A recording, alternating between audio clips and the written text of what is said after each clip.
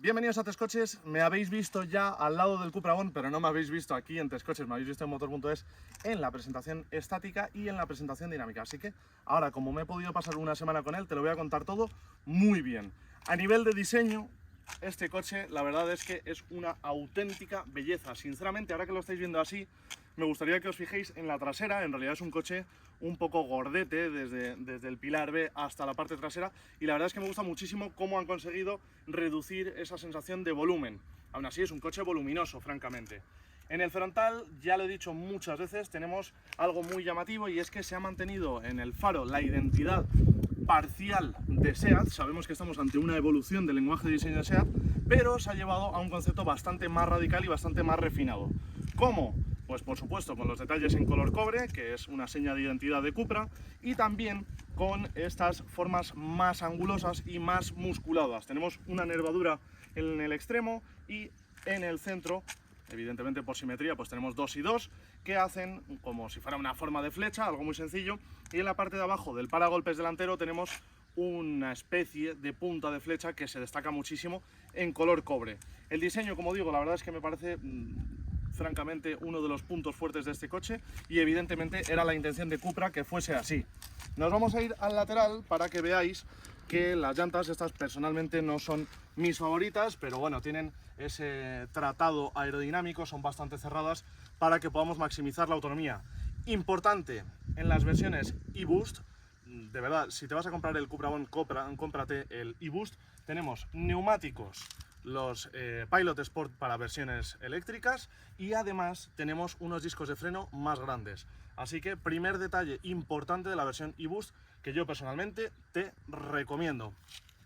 Si nos vamos al lateral, hay un detalle que personalmente creo que Cupra podría haber mejorado. Cada vez estamos viendo más los tiradores de la puerta enrasados en la carrocería. Esto no es una cuestión estética, aunque también favorece la estética del coche, sino que es algo funcional, es también para mejorar la aerodinámica.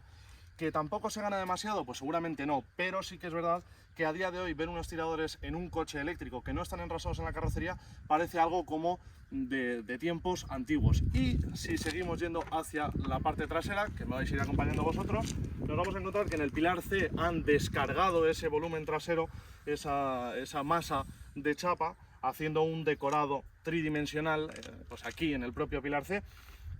Sé que a este coche le hace falta un decorado en el pilar C, porque si no se quedaría un diseño muy cargado, pero sí que es verdad que no me termina de encajar al 100%. Tenemos una sensación de techo flotante que se refuerza además con un falso alerón, porque no es un alerón realmente, muy grande. Y ahora sí, nos vamos del todo a la parte trasera y vais a ver que de nuevo tenemos la identidad o la herencia de la identidad de SEAT. Tenemos las ópticas totalmente unidas, por supuesto, tanto delante como detrás tenemos tecnología de iluminación LED, y volvemos a tener detalles en color cobre, que, pues bueno, es eso, es la identidad de la marca. La luneta muy pequeña, muy inclinada y parece completamente tapada por este spoiler, pero realmente la visibilidad interior es perfecta. Y si abrimos el maletero, perdonad, pero es que no he merendado y me falta un poco de fuerza, ¿eh? No es cosa del coche. Si abrimos el maletero tenemos 385 litros, no es una barbaridad, pero tampoco está mal, es lo que encontraríamos en un Seat León normal y corriente, así que por ese lado bien. Y os voy a invitar a que os acerquéis un poquito conmigo, porque vais a ver que el piso está prácticamente enrasado con respecto a la boca de carga. Esto bien, esto facilita cargar las cosas, y este pequeñísimo escalón nos va a ayudar a que no se mueva la carga, así que me parece el equilibrio perfecto. Tenemos dos divisiones para la banqueta, 2 tercios, 1 tercio, pero tenemos además una puertezuela interior que, por cierto, podemos abrir desde aquí y podemos asomarnos allí para ver qué tal está todo perfecto. Esto sabéis que es algo que me encanta, ahora ya fuera de bromas, porque aquí podemos meter esquís o podemos meter cualquier tipo de objeto largo sin ningún tipo de problema. Esto está francamente bien. Tenemos un doble fondo que es muy útil para llevar, pues por ejemplo, los cables de carga, algo tan sencillo como eso, o cualquier cosa que queramos llevar separada. Esta tapa, por supuesto, la podemos quitar y aprovechar el maletero por completo. Y tenemos aquí detrás una toma de 12 voltios que, en fin, nada en especial, nada extraño. Hay argollas, hay ganchos, hay una buena iluminación del maletero. Así que el maletero, bien, vámonos a las plazas delanteras y luego a las traseras y luego a conducir, que es lo que nos gusta. En estas plazas delanteras, sin duda muy destacable, los asientos en formato como tipo bucket en una única pieza y además forrados o acabados en un tipo alcantara con unas sensaciones francamente muy buenas. En este coche son de serie y en el Volkswagen ID3 si queremos unos asientos deportivos hay que pagarlos, así que desde luego que chapó por este coche. Y el interior es probablemente lo más destacable con respecto al Volkswagen ID3. Ya sabéis que son prácticamente el mismo coche, utilizan la misma tecnología de baterías, de plataforma, prácticamente de todo, pero Cupra ha tenido muchísimo más cuidado en el interior. Primer detalle que salta a la vista, pues sin duda esta consola central, que no existe en el Volkswagen ID3, y en el ID3 pues tenemos más espacio y podríamos decir que eso también es positivo, pero en este coche, evidentemente, cuando se busca una conducción un poquito más espirituosa, más deportiva, necesitamos sencillamente un apoyo lateral en la pierna. De todas formas, sobre eso os hablaré luego más en el apartado de conducción. Los acabados, los colores, los tipos de materiales que se han utilizado, en definitiva, este es un interior en el que da mucho más gusto estar y se ve que es un producto mejor acabado. Es evidente que con estos factores diferentes del Volkswagen ID3, pues sí que Cupra se puede enfocar a un mercado un poquito más premium.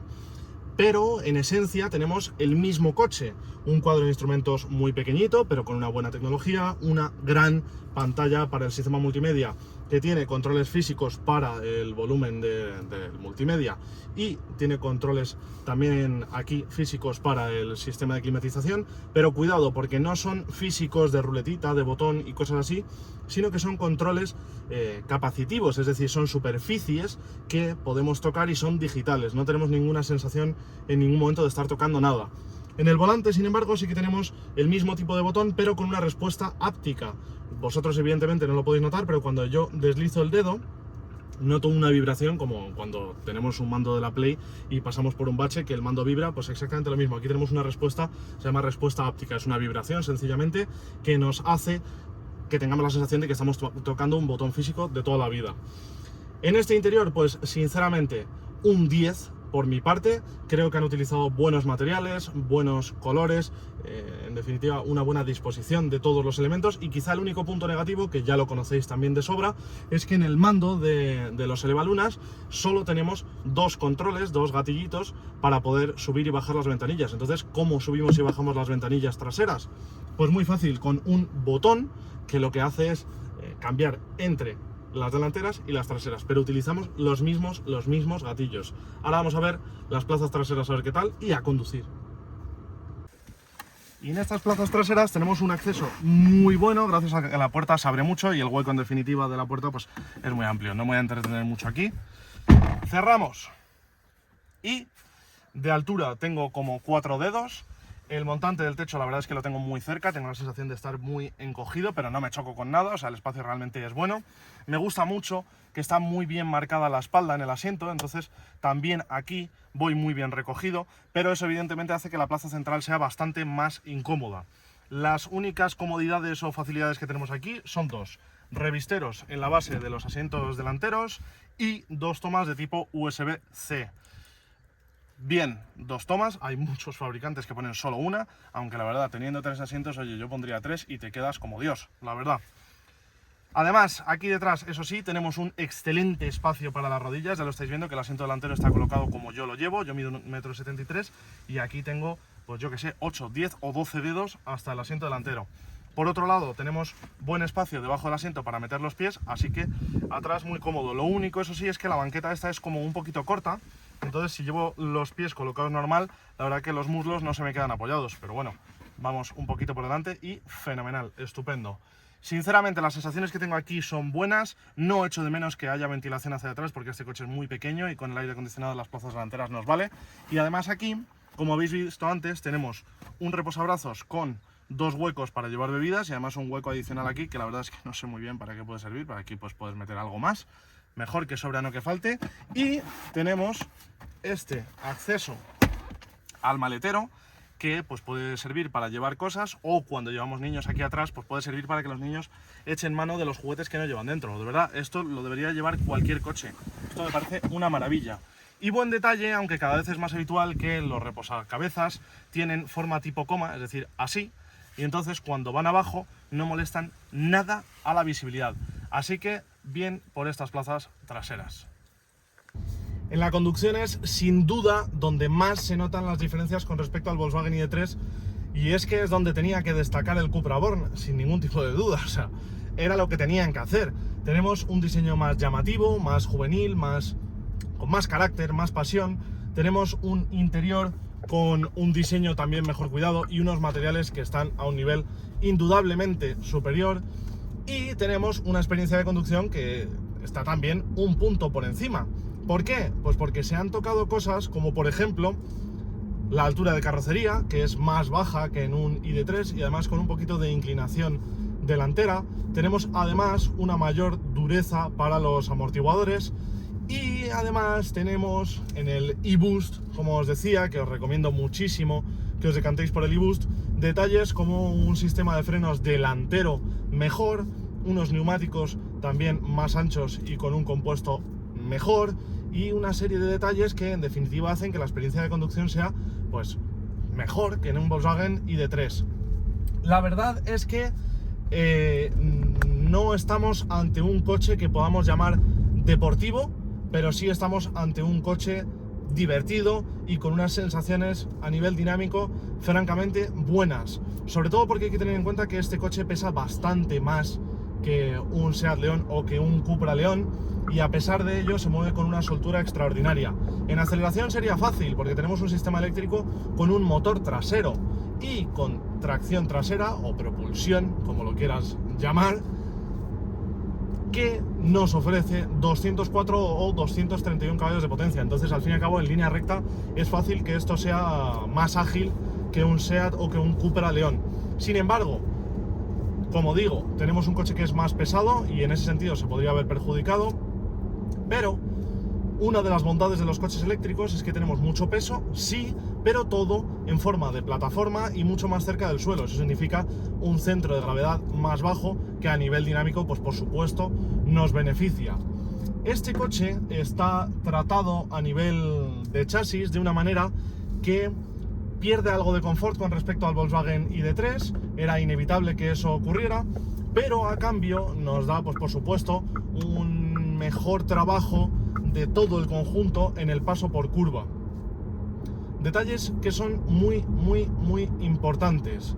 En este coche tenemos un buen nivel de confort cuando lo usamos de forma normal, y de hecho os diré una cosa: cuando hice la primera prueba dinámica del coche, la verdad es que me puse a conducir de una manera un poquito más alegre y sinceramente dije, no sé por qué Cupra nos ha dicho que esto está un puntito por encima, si la verdad es que estoy teniendo unas sensaciones prácticamente idénticas. Y me di cuenta de que al cambiar entre los modos de conducción, pues la verdad es que el coche se comporta de una forma muy distinta. También en la versión eBoost, y por eso la recomiendo tantísimo, porque son varias las cosas que tiene, tenemos un mando satélite aquí pegado en el radio derecho del volante, que es el que nos permite de una forma mucho más rápida y mucho más cómoda cambiar entre los modos de conducción. En las versiones que no tienen este mando, pues no hay problema, tocamos la pantalla, un botón, aparecemos ya directamente en el panel en el que tenemos los modos de conducción, y solo tenemos que tocar otro botón que es una flecha para meternos, en este caso he pasado de Comfort a Performance. También tenemos el modo individual, que es el clásico en el que podemos personalizar una serie de parámetros del coche para que vaya exactamente como nosotros queremos, y también tenemos el modo Range, que está pensado, pues como os podréis imaginar, para aumentar el rango, es decir, para conseguir más autonomía. Y como os digo, pues la verdad es que el coche cuando lo colocas en modo Performance, y más cuando tenemos la suspensión adaptativa, cambia de forma radical, tiene una dirección que responde de una manera muy directa, muy eléctrica, muy rápida, muy bien. Tiene una suspensión que, a pesar del gran peso que tiene este coche, contiene muy bien las inercias y los balanceos, y que te mantiene muy bien en la curva. Y eso sí, es verdad que el coche quizá no comunica de una manera excesiva, que es lo que está pasando sobre todo en el eje delantero. Es decir, es un coche que necesitamos conducirlo para conocer qué es lo que está ocurriendo delante con exactitud. De todas formas, la verdad es que tampoco creo que sea un coche extremadamente filtrado, pero sí que es verdad que esas sensaciones mecánicas que nos daba pues un Cupra León, por ejemplo, pues son más marcadas que las sensaciones que nos da este coche, que están un poquito reducidas. Cuestiones importantes, llevo la versión con 58 kWh de batería y francamente te tengo que decir que a mí me parece una batería escasa. Evidentemente esto depende del uso que le vayamos a dar, pero ten en cuenta que yo he hecho consumos que han rondado los 16 kWh a los 100 kilómetros o en algunas situaciones, porque hemos tenido una ola de calor muy fuerte cuando he estado probando el coche, he llegado incluso a los 19 kWh a los 100 kilómetros. Los consumos no son bajos, así que en circunstancias reales la verdad es que esta versión nos va a dejar con una autonomía un poquito corta. Quizá podamos hacer 300 a 360 kilómetros aproximadamente. La versión recomendable para mi gusto, pues la de 77 kWh, que con esa sí que nos vamos a acercar y mucho a los 500 kilómetros. Yo personalmente sería la que me compraría de cabeza, sinceramente. Pero si quizá es tu segundo coche, lo vas a usar mucho por la ciudad, etcétera, pues no te sea necesaria tanta autonomía. Y a nivel de carga, pues la verdad es que el coche me ha gustado evidentemente porque podemos cargar un poquito por encima de los 100 kilovatios, más que suficiente para las opciones de batería que tiene, más que suficiente para la disponibilidad de cargadores rápidos que hay, y en definitiva la verdad es que el ritmo al que va a cargar a esos 100 o un poquito más de 100 kilovatios es francamente bueno. Mi conclusión con respecto a este coche, pues la verdad es que me parece una sorpresa, pero me lo pareció hace ya algún tiempo cuando lo probé por primera vez. Es un producto que está muy bien rematado, hay pequeños detalles en los que quizás se podría mejorar, pues quizá ese mando de climatización no es la mejor experiencia de uso posible, quizá este elevalunas no es la opción mejor por la que podrían haber optado, pero la verdad es que el coche como conjunto es francamente bueno. El Volkswagen ID.3 me gusta para el gran público y este coche pues es la opción excelente para los que quieren un puntito más allá, los que les gusta más un producto con un diseño más llamativo, quieren un interior mejor y quieren una experiencia de conducción que francamente es un poquito más deportiva y más pasional en general. El coche, la verdad, me encanta, sí es un coche que yo me compraría, pero la versión con 77 kWh de capacidad de batería.